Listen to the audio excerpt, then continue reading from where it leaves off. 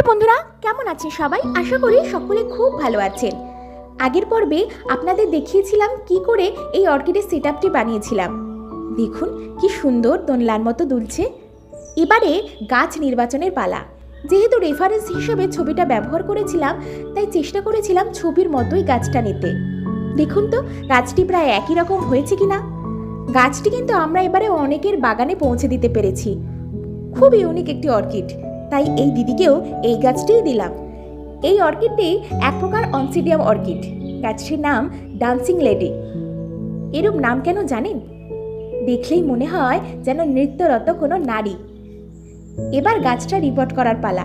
যেহেতু প্লাস্টিকের পটে গাছটি ছিল আর অর্কিডের জন্য মাটির পটে সবচেয়ে ভালো, তাই আমরা এটাকে মাটির পটে রিপোর্ট করে নিলাম। আস্তে আস্তে প্লাস্টিকের পটটিকে চেপে চেপে মিডিয়াটি আলগা করে নিলাম।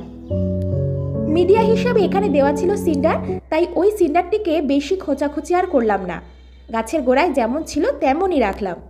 রুটটাকে ডিস্টার্ব না করে গাছটিকে বসিয়ে দিলাম। উপর থেকে একটুখানি কাঠকয়লা দিয়ে দিলাম, এতে আর্দ্রতা বজায় থাকবে। যে কোনো গাছ বসানোর সময় মিডিয়াটাকে ভালো করে গাছের শিকড়ের চারপাশে বসিয়ে দিতে হবে, তাহলেই শিকড় মিডিয়া থেকে সহজেই জল আর খাবার নিতে পারে। এটা কিন্তু খুব গুরুত্বপূর্ণ একটি বিষয়।